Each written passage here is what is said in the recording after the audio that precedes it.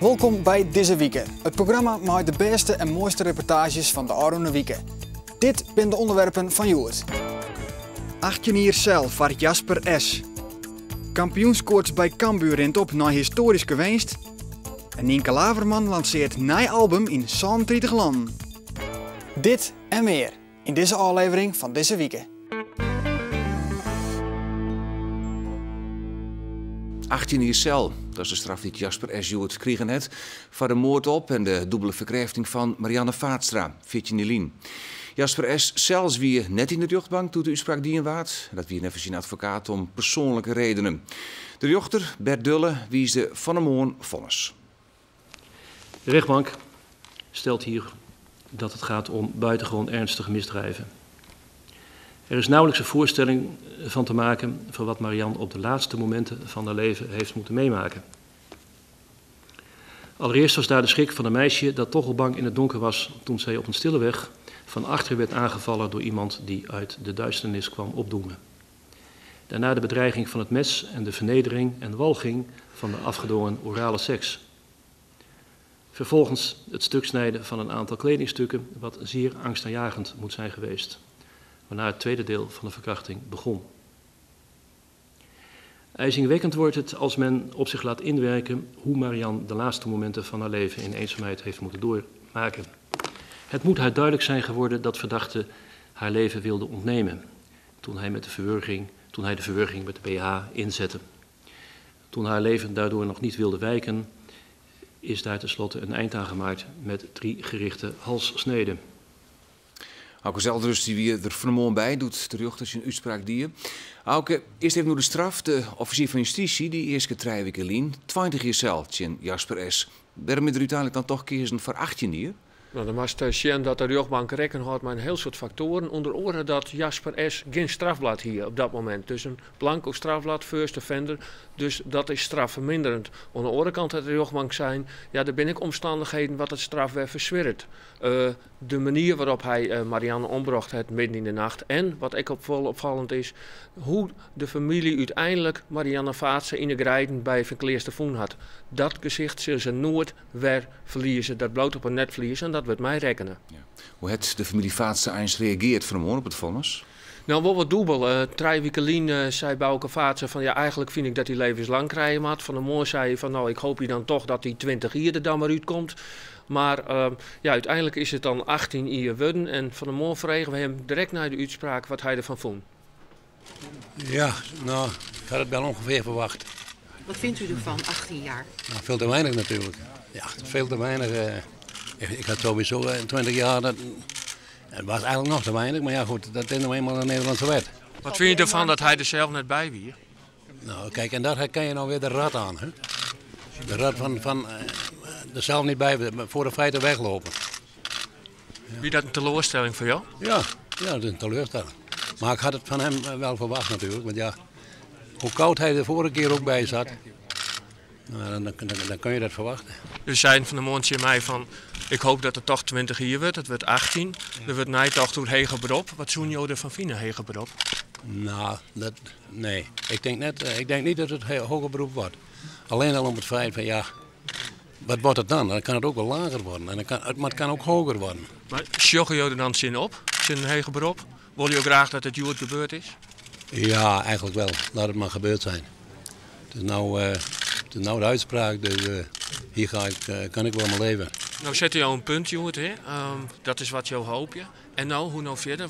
Hoe pak je je leven dan op? Wat zie je ervan? Ja, dat is moeilijk. Maar ja goed, het is wel een last van je schouder natuurlijk. Hè? Dat het is nou eigenlijk is voorbij. En ja, dan kun je wat vrijer leven natuurlijk. Hè? Maar dan zit je niet meer met die gedachten allemaal. Ja, ook Jasper S. het hield iets zijn dat het zijn dieren in een soort van roesdieren had. Daar is de rechtbank net in meegegaan, hè? Nee, de rechtbank had zijn van ja, Jasper S. het toch niet denken kennen over zijn dier. Als je zegt wat er na de verkrachting gebeurd is, dan komt er in één keer bij zijn positieven. In één keer denkt er aan de gevolgen die het haar kent van zijn familie. Dat denkt er aan. Hij draait vervolgens Marianne om op de buik, zodat hij haar beter werkje kent. Dat ben van die momenten, zei de rechtbank, ja, dan kun je er toch hoe niet denken. En dan kun je zelfs besluiten om die weer op te houden. Dat het hij nadien. En vervolgens, als hij dan jet dat Marianne nog leeft, dan pakt hij zijn mes. Dat is weer zo'n moment, zei de rechtbank van ja, dan kun je besluiten om het net te doen en gewoon voor te gaan. Dus met oren worden, hij had genoeg momenten en gelegenheden gehad om er goed na te denken. En dat betekent dus voorbedachte raden en dus moord. Ja, de rechter had hem net onrekenen dat er hem tretje niet lang stilhouden had door wat er Marianne oondien had. Is het net apart dat je bedenkt dat dat wel voor extra leed bij de nabestaandenswaardigheid? Ja, dat is wel wat nu weer aardig. En het ministerie zei dat 3 weken geleden ook. Die vond dat wel strafverzwarend. Van ja, tretje hier zo'n geheim bij je horen. De rechtbank die had je hoort van zijn van ja, wij snappen dat wel. Want hij hier natuurlijk een heel soort onzekerheid voortnemen kan. Toch gewoon naar de politie te stappen. Maar ja, in Nederland is het wetboek van strafrecht nou zo ingerocht dat het net hoeft. Mijn oren worden, als je wat doet, wat net mij in Nederland, dan hoef je jezelf net on te gaan. Je hoeft jezelf net mee te werken onder veroordeling. Dat hoeft dus net. En dat kerst hem dus ook net onrekenen. Ja, oké. En dan de reacties op de straf van de kant van de advocaat en het ministerie. Ja, ik heb niet nog contact gehad met Jan Vlucht, de advocaat van Jasper S. Die wil net ingaan op een gesprek en de eerste reactie van Jasper S. op de uitspraak. Wel vertelde hij mij dat ze nog heel tijd op dezelfde lijn zitten van ja, we willen eigenlijk dat het zo gauw mogelijk dat we een punt zetten kennen. Want deze rechtsprocedure het een heel soort dien met Jasper S. en met de familie. Dus eigenlijk willen ze heel gauw een punt zetten en derde kerst opmeidje dat de kans op hege beroep van die kant net groot is. Maar van de morgen vregen we zowel Jan Vlug als het ministerie naar de reactie en eventueel hege beroep. Nou, we zijn in ieder geval teleurgesteld dat de rechtbank moord bewezen heeft verklaard en geen gekwalificeerde doodslag zoals wij hebben bepleit. En de straf is wat hoger dan wij hadden bepleit. Maar ja, goed, de echte juridische merites van de zaak moeten we toch nog bekijken. U hebt 3 weken geleden gezegd, eigenlijk vind ik maximaal 15 jaar, dat vind ik rechtvaardig. Ja, daar zit nogal wat tussen. Ja, daar zit nogal wat tussen, maar als je naar de voorwaardelijke invrijheidstelling kijkt, dan gaat er van dat verschil nog een jaar af. Dus 15 jaar zou zijn 10 jaar zitten, dit is 12 jaar zitten. We moeten dat goed bekijken en we zaten van het begin af aan erin, hebben we gehoopt dat een hoger beroep niet nodig zou zijn. Dus ja, daarom hebben we ook ingestoken op 15 jaar en niet lager. Nu is uw cliënt, Jasper S., die is er niet bij. Waarom niet? Vanwege persoonlijke omstandigheden. En wat zijn dan die omstandigheden? Daar laat ik het bij, persoonlijke omstandigheden. Hoe groot acht u de kans nu op hoger beroep? Dus u gaat uw cliënt nu inlichten. Wat zal zijn reactie zijn? Want u kent hem goed. Dat weet ik. Dat moet ik met hem bespreken. Ik kan niet zo zeer voor mijn beurt praten als ik dat zou zeggen. Het enige wat ik kan zeggen is dat ook het proces natuurlijk een zodanige belasting voor iemand is. Om dat nou nog een keer helemaal opnieuw te doen, dat is een beetje de afweging. Ja, 18 jaar is de uitkamer. Is het ministerie tevreden ermee? Nou, we zijn uiteraard niet op voorhand ontevreden in ieder geval. Wij hadden 20 jaar geëist. Wat voor ons heel belangrijk is dat de rechtbank met ons van mening is dat er sprake is van moord. Dat er sprake is van voorbedachte raad. Het is ook hartstikke belangrijk om dat vast te stellen. Uiteindelijk kiest de rechtbank in alle afwegingen van alle factoren om 18 jaar op te leggen. Nou, wat we uiteraard gaan doen is dat vonnis goed bestuderen. Wat zijn precies de argumenten geweest van de rechtbank?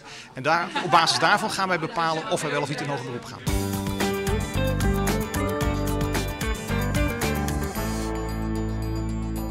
Dat waren de meest opvallende nieuwsreportages van deze week.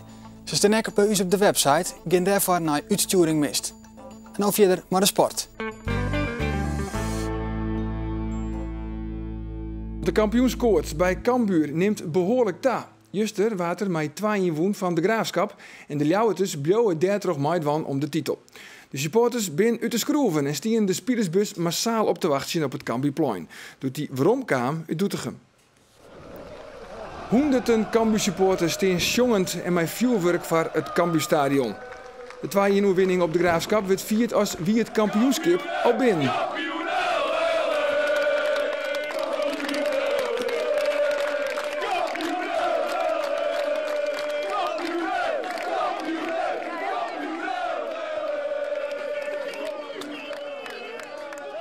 Feest dus bij Cambuur, maar het hiertje in de Graafschap ek wel oorskind.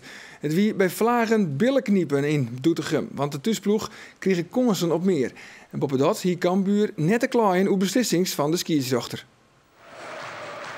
In de wetenschap dat Volendam vreed woen had, is de opdracht van Cambuur op voorhand duidelijk. Alleen nog een overwinning is genoeg als dit de titel haast wist naar Volendam. El Macrini op het middenveld tussen Treiman van de Graafschap levert hem in bij Van Ewijk. De handige dribbelaar aan de kant van de Graafschap. En dan gaat hij onderuit. Is dit een strafschop? Skiesjochter van de Kerkhof jouwt hem net. En daar had Cambuur geluk. Maar het is een overtreding van El Macrini. En Pieter Hustra, de Friese coach van de Graafschap, is poer razend lullig. Jansen. Van der Laan kopt de bal naar Varren. Die shit terug. En dan is Martijn Barto alert. De eerste mogelijkheid voor Cambuur. Maar op de voeten van Joost Terrel. Hoekskop van Tigadouini.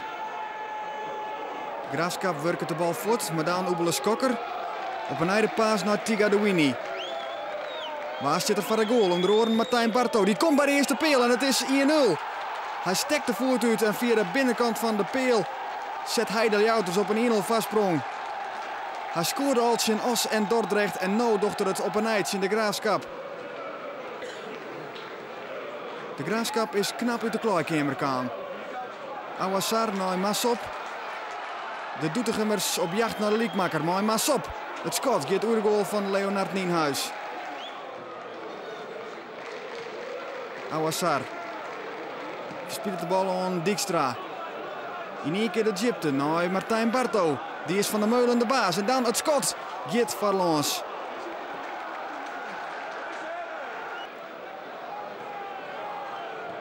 Massop. Nou, van der Meulen. De troeft terug Tigadouini. En dan Skokker in één keer terug naar Martijn Barto. Dit moet het 2-0 worden. Maar hij stuit op Joost Terrel. En daar baalt ervan. Enorme kans voor Martijn Barto. Parcicek. Kopt de bal erin. Bakens zal het voort. Nog een keer Parcicek. Druk nou van de Graafschap. En El Hasnoui. Maar het schot. Verrassend uit de draai. Jansen. Romte aan de linkerkant bij de Veluwe. Die wordt voet terug Awassar. Facet, tweede peel van Ewijk. En dan voor de goal Parcicek. En het is 1-1. Je vielen het onkomen en de liekmakker die valt ek. Parcicek, de invaller, maakt het hem op onjaan van Ewijk. En dan gaat het publiek in Doetinchem erachter staan. Ze willen meer. De Graafschap op jacht naar de vastsprong. Maar Soufiane El Hasnoui die Bakens voortzet. Facet bij Parcicek, omhamers leert. Dan van Ewijk maar de punter in de hand van Leonard Nienhuis.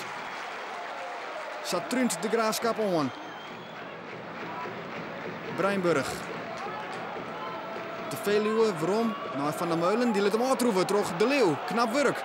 En dan de vrijheid van Martijn Barto. Wordt dit aan de beslissing? Jawel, Martijn Barto. No bloed, hij wel cool. En hij zet Cambuur op een 2-1 vastsprong. Jeder in de wedstrijd mist hij dus een grote kans. Maar nu scoot hij de bal keurig onder Joost Terrel terug. En dan is er nog 2 minuten te spelen. En had Cambuur de vastsprong te pakken. Bij de Graafschap alles naar Varenta. En dan ontstaat er Romte voor Cambuur. Maar de rappe Hivat. Die wordt voen, terug Tim Bakens. Hij is van der Meulen de baas. En dan om de keeper heen en de goal is leeg. Maar vies te slap in sketten terug Hivat. Blessuretijd intussen. Hoe lang wordt het nog? El Macrini, maar de overtreding. Maar weer geen strafschop. Daar komt Cambuur op een heel goed waai. En de frustratie bij Pieter Hustra die de bal voortskopt. En dat accepteert de skieszuchter net. En hij stuurt Hustra naar de tribune. Maar het zal Cambuur een vastwijzen. Het feestje wordt vierd. Blijdschap en ontlading bij Henk de Jong. De spelers dankje het mooiruizige publiek. Want Cambuur wint met 2-1 van de Graafschap. En docht volslaan mooi voor de titel.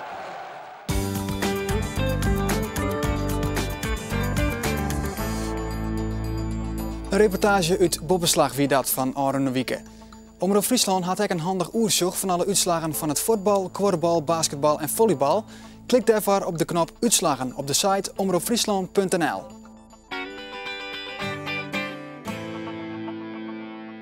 Deze week kwam er een nieuwe cd uit van Nienke Laverman. Alter, zij hiet het nieuwe album. Het ze maken te jaren met de Spaanse producer en gitarist Javier Limon. En is gedeeltelijk in Madrid en in Weidem opname. Arone Snoeing die is op promotietour in Hilversum en Herman Zijlstra mocht wel even mooi.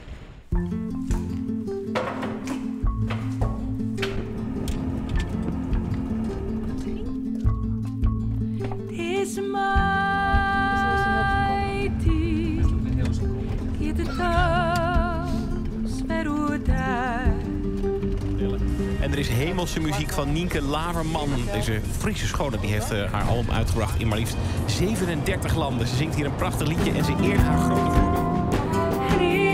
Ik weet wel dat ik dacht weer van die hart. Maar mooi soms.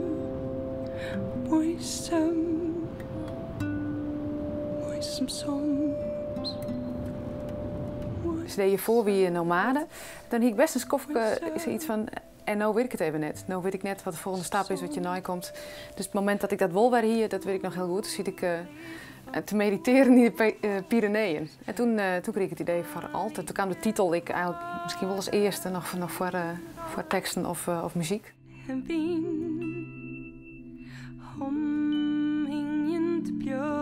Nienke is joert op een paard met Sietse Pruksma. Sietse is ook haar partner en ook een artistiek klankboer van Nienke. En dan begint eigenlijk te ziekje, nou ja, wat wordt vertellen, wat heeft nodig?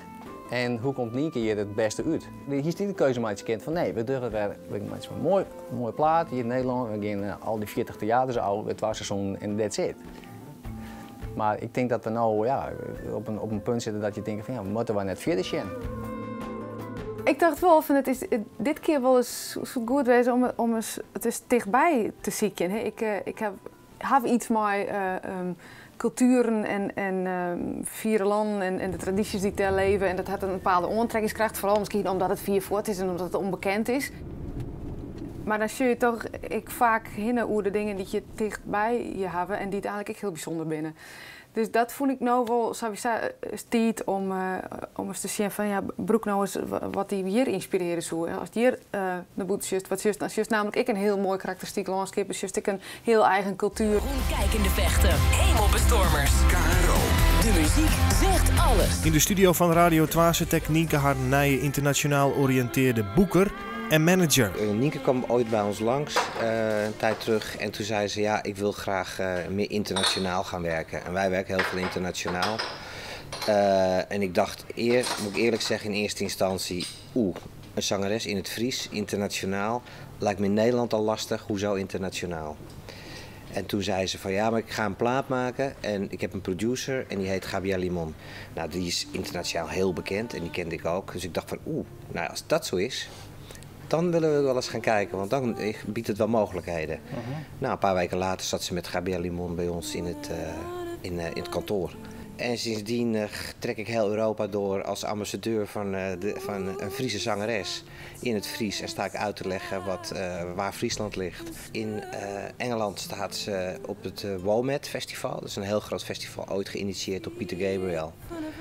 Waar een soort van, ja, noem het wereldmuziek. En dan heeft ze een enorme goede spot in een grote tent. Op een heel mooi moment staat ze daar in Reading, een groot festival. Er gebeurt echt in een paar weken waar wij er al soms dus hier bezig zijn om bepaalde dingen van te krijgen. Dus het is gewoon super. Dat vind ik al heel bijzonder. Dat gewoon al die Engelse kranten, de Independent en de Guardian, en die schrouden nou oer. Nienke ontdekte de Spaanse vrouwtmuzikant en producer van haar nieuwe album Gabriel Limon op YouTube. Maar ja, dat denk ik goed. Dat is gewoon onbereikbaar. Want dan gist wat door hem opzitten en dan leest van hij had een Grammys won, Producer of the Year, dat soort dingen. Denk je goed. Nou ja, dat is dus helaas net byline om daar wat te werken. Maar ik dacht op een gegeven moment, ik kan hem natuurlijk wel een mail sturen en dat had ik die in. En toen was iedereen enthousiast. Ze zeiden, nou kom maar langs, dan kunnen we het er zo hebben. Dus toen ben ik met Sietse naar Madrid gegaan en heel leuk gesprek gewoon. En vooral, we hebben ook spelen daar. Dat is natuurlijk wel belangrijk omdat er veel dat er echt een klik is. Nou, dat weet het dus wel. Dus ik vond het geweldig. En hij werd ik direct geïntrigeerd door dat Friesk. Dat hij dus eigenlijk zei van, ja, je hebt misschien net in Friesland een muziektraditie of zo, die het vier voorom gaat, weet je, hem op bogen kennen, zoals wij hier de flamenco hebben. Maar je hebt wel een taal die superal muziek in hemzelf is. Nou, dat vond ik wel weer een eye-opener. Is nog wat in het zorg, die dag dat de liefde onderdoor. Ik heb zelf dit keer eigenlijk alle nummers schreeuwen. Het vorige album hiek dat ik al die met tekst. Nu hiek ik zoiets van, ik maar weer een stapje verder. Mezelf pushen om nou dan ik Pierre zelf alle muziek te schreeuwen. En dat vind ik heel lastig, want ik heb net een consortium achtergrond, dus ik zit dan op een pianootje van. Het nieuwe album Alter van Nienke Laverman zit wel een beetje in het teken van de gearworking. En dan net alleen nog met Gabriel Limon, de Emmy-winning producer, maar ook met dichter Tjebbe Hettinga. 44 stieter. Van een berg. Maar de hand naar de grond. De taal is altijd het beginpunt. Dus het begint het voor mij, ik mooi in het schroon. Ik schrook al de eerste tekst en dan komt de muziek daaruit voort. En ik heb ook van Tjebbe geleerd van ja, er zit zoveel al in de klank van de taal, wat ik al wat vertel. Dus dat is de woorden en de betjutting. Maar het Fries, ja, die heeft gewoon een grote kwaliteit in hoe het klinkt, hoe het streamt. En dat vertelt ik al wat in hemzelf. Dus dat kan al een bepaalde emotie overbrengen. En daar word ik wel geïnspireerd door Tjebbe misschien nog wel meer op ziek dat betjutting en klank super liek opgingen. Jou die deel. Bij de dingen zat ze binnen, zat de dingen haar al deljoen haar bij de jou. Nou, de plaat Alter die is deze week uitgekomen en vandaag speelt ze hier live bij ons in de studio. Ik ga me nu alvast voorbereiden op kippenvel met Nienke Laverman. Als de tijd maar om jezelf liet, ooit de deel. Ik heb heel veel uitproberen, maar normaal heb ik allerhande dingen bezocht, maar elektronica en alle uithoekingen zeg maar, van mijn stem ik wat verkend. En dat je nou denkt van ja, maar de wichtige dingen waar ik in mijn kracht steen is juist door het kwetsbare te broeken. En dus het lied te houden, akoestische instrumenten. Dus dan komt ik automatisch die stem dichterbij, denk ik. Dan joeg ik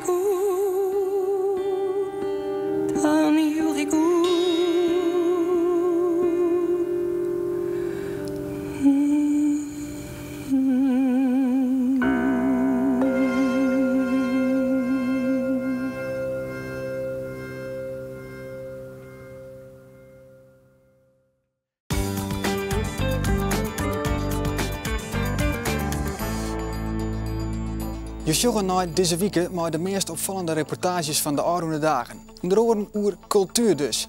Maar stem ik zo op Bureau de Vries, s'nachts van 11:01 op radio van meer cultuur.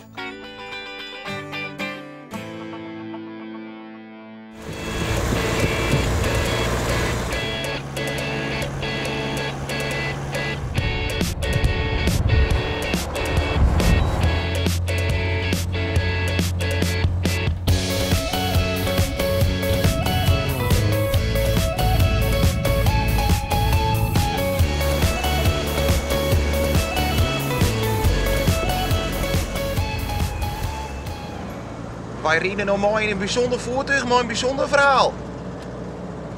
Dat kan je wel zeggen, ja. Is daar hier een neus? Want er is ook een link met een bekende Engels politicus. Ja. Dat is Margaret Thatcher. Daar is deze een beetje naar vernoemd. En dan praat ik al over een jaar of 10 geleden. 10, 11 jaar geleden. En toen kwam ik in één keer op de naam de Iron Nurse, een afgeleide van de Iron Lady. Want het moest natuurlijk wel Engels inhoud hebben, omdat het natuurlijk ook een Engelse Land Rover is. En van Engelse makelij. Dus het was het naampje geboren. En gelijk aan het tekenen, karikatuurtje maken van Thatcher. Naampje erbij en huppakee op de auto. En je kan hier ook nou echt van genieten? Ja, dit is gewoon, hoe noem je dat? Een inspannende ontspanning.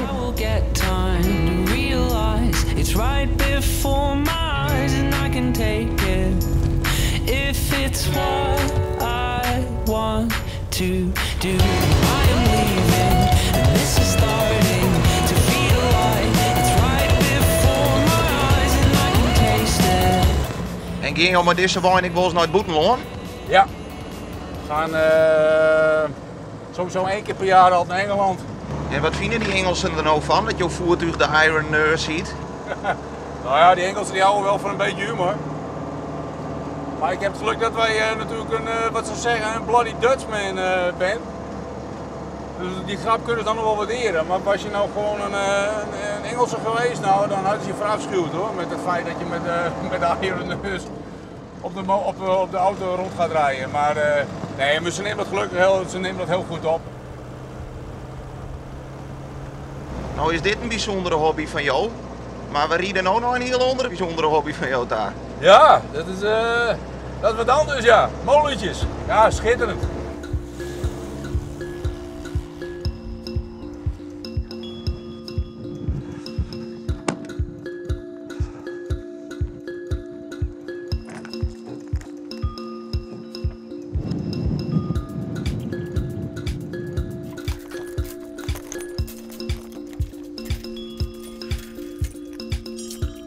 Zo. Dus dit is jouw tweede grote passie? Ja, een schitterend mooie hobby. Maar je ziet het wel, vrijheid, blijheid, midden in de natuur. Wind doet de rest. Het is gewoon prachtig. Dus, ja, en dit is gewoon letterlijk onthaasten. Dit is gewoon een heerlijke hobby om mee bezig te zijn.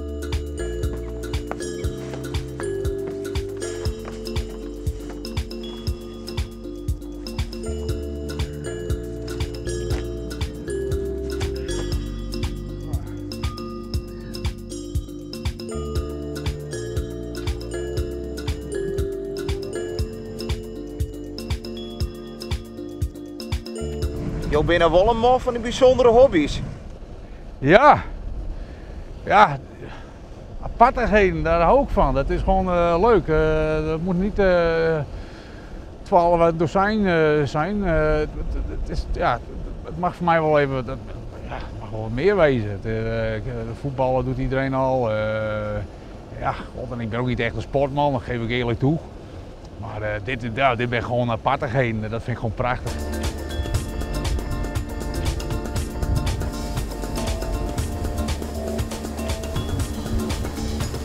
Tot slot nog even een dilemma. Jou moet ik kiezen. De moene of jouw lege voertuig? Dat is een gemeene.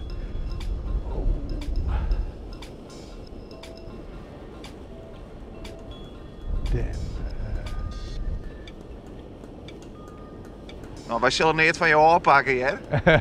Nee, maar dat is zo moeilijk. Die auto is onze trouwauto.